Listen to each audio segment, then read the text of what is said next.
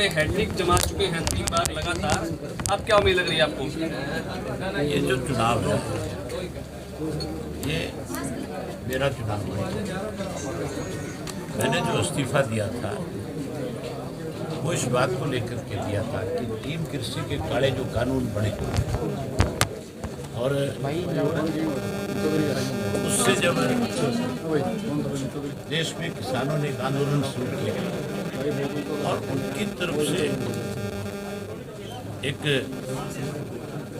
मांग की गई, कोई भी पॉलिटिकल व्यक्ति अगर हमारा समर्थन करना चाहता है तो पहले रिजाइन करे। हमारी पार्टी ने तो पहले दिन से समर्थन किया हुआ था, लेकिन जब ये बात आई थी तो मैंने अपने हल्के के लोगों से आकर के पूछा था कि आज जो है इस आंदोलन को और ताकत देने की जरूरत है और उसको ताकत इस बात से मिल सकती है कि अगर मैं विधानसभा की सदस्यता से इस्तीफा देता हूँ तो जहाँ ये आंदोलन मजबूत होगा, वहीं बहुत सारे ऐसे लोग हैं हरियाणा में जो कहीं ना कहीं किसान के नाम पे राजनीति, उनके चेहरे उजागर हो जाएंगे, वो नंगे हो जाएंगे।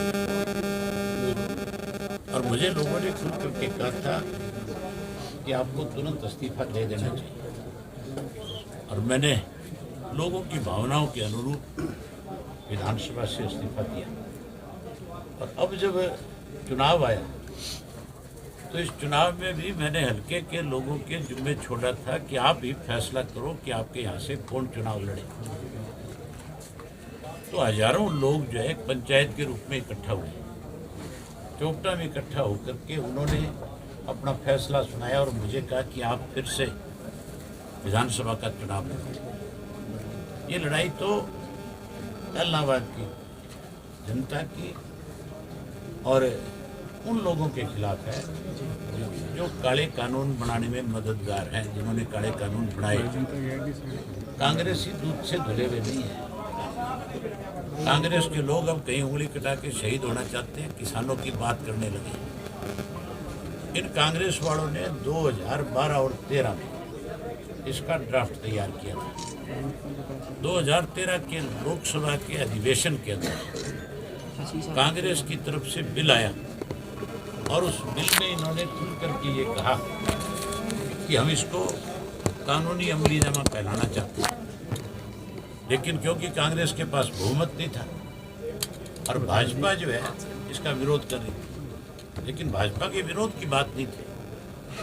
बात तो थी कि उनके पास अपना बहुमत नहीं था। जो सहयोगी थे उन्होंने स्पष्ट कहा कि अगर ऐसा कोई कानून आप इस देश में बनाओगे तो फिर आपका बिल गिर जाएगा, लोकसभा भंग हो जाएगी, आपकी सरकार चली जाएगी, हम समर्थन नहीं करेंगे। मजबूर होकर के उनको फिर स्टैंडिंग कमेटी के पास भेजना पड़ा, ठंडे बस्ते में डालना पड़ा। आज कांग्रेसी कहते हैं कि हम जो है किसानों के समर्थक हैं। आज तो रोजाना इस किस्म की स्टेटमेंट देते हैं। अभी आएंगे थोड़ी देर में कांग्रेस के लोग, शैलजा जी भी आएंगी, शायद हुड्डा भी आए, सुरजेवाला भी आएंगे। उन तीनों से ये पूछना कि आप किस दिन बॉर्डर पे गए, आपने किस दिन जाके बॉर्डर पे किसानों का समर्थन किया। आप उनसे पूछना आप किस टोल पे जाकर के समर्थन करके आए। आपने तो जब पीपली के अंदर किसानों पे लठ बरसाए जा रहे थे तो कहा था कि जब तक इनके साथ न्याय नहीं होगा हम यहाँ धरना दे करके बैठ जाए। हुड्डा से पूछना आप धरने पे गए क्यों नहीं, धरना दिया क्यों नहीं। अगर किसान के हितैषी थे तो फिर धरना देना चाहिए था। जब मैंने इस्तीफा दिया, अगर ये कांग्रेसी मेरे साथ इस्तीफा दे देते तो आज बाई इलेक्शन नहीं होना था, आज मध्यवर्ती चुनाव होते हर हालत में। क्योंकि 32 एमएलए अगर एक साथ इस्तीफा देते हैं उसका बहुत बड़ा प्रेशर बढ़ता है सरकार के ऊपर, फिर हम 32 नहीं होते। फिर बहुत सारे और ऐसे एमएलए थे जो उस वक्त इतने डरे हुए थे जो हर हालत में इस्तीफा देते और ये सरकार गिर जाती। क्या इस्तीफा आगे जी उसके बाद की बताता हूँ। फिर इसको कैसे बीजेपी की सरकार को ऑक्सीजन मिले, इसके लिए हुड्डा जो है, आप पूछना कि आप किस लिए सरकार के खिलाफ है विश्वास प्रस्ताव जाए? किसानों को लेकर के चर्चा करने की बात थी तो अर्जेंट मोशन दे देते, आप कॉलिंग अटेंशन देते हैं, आप 0 ओवर में इस इशू को उठाते हैं, आप उसके ऊपर चर्चा करते हैं। बजाय ये सब कुछ करने के ये अपना नो कॉन्फिडेंस मोशन लेकर के आ गए और उससे वो 30 के 32 हुए, लेकिन उस सरकार को 6 महीने की ऑक्सीजन मिल रही। और जो लोग डरे हुए थे, कहीं जो चाहते थे कि किसी दबाव में इस्तीफा दे सकते थे, उन लोगों को रात में वो लोग भी कहीं ना कहीं से बच गए। ये भूपेंद्र सिंह हुड्डा जो है पूर्ण रूप से बीजेपी के हाथों की कठपुतली है, उनके हाथों में खेल रहे हैं। आज बीजेपी जेजेपी का तो कोई नाम लेने वाला नहीं है।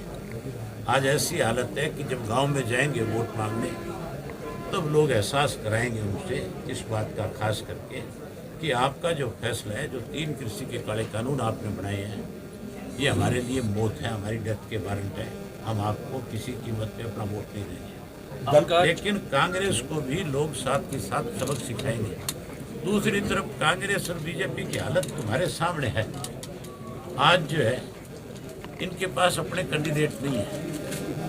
एक आदमी 10 दिन पहले कांग्रेस ज्वाइन करता है, कांग्रेस वाले उठा करके उसको टिकट दे देते हैं। एक आदमी पहले दिन बीजेपी ज्वाइन करता है और बीजेपी वाले उसको टिकट दे देते हैं। तो दिवालिया पिट गया कि नहीं पिट गया, या कुछ बचा है इनके पास? आपका चौथा आप ये पूछना उनसे। दल बदल से नहीं, मैं आपसे एक बात कहना चाहता हूँ। आप उनसे ये पूछना कि क्या सरसा जिले में, क्या एलनाबाद में कोई ऐसा कांग्रेस नहीं मिला तुम्हें उसको तुम अपनी पार्टी का टिकट दे करके चुनाव लड़वा? बीजेपी वाले तो बेचारे, कल आपने हालत देखी थी उनकी, तो वो तो बड़ी मुश्किल से जान छुड़ा करके बात करके गए। इनसे जरूर ये बात पूछना कि तुम्हारे पास कैंडिडेट नहीं था, तुम्हें किसी आदमी पे भरोसा नहीं था।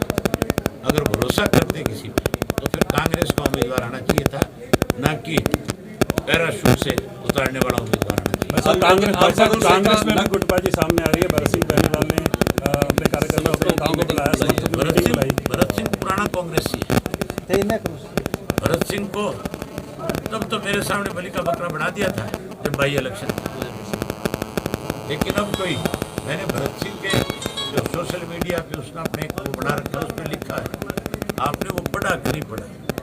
उसने लिखा है कि संघर्ष हारा, पैसा जीता। तो इसका मतलब टिकट तो पैसे से आई। कांग्रेसी तो अपनी टिकटें पैसों से बेचते हैं। जो लोग टिकटें पैसों से बेचते हैं वो किसान के कैसे हमदर्द हो सकते हैं? दल बदल से लोकतंत्र जिंदा रह पाएगा? दल बदल जो चल रहा है, लोकतंत्र तो जिंदा बचेगा 3 तारीख को जब नतीजा आएगा, 2 तारीख को उस दिन जिंदा होगा। आपका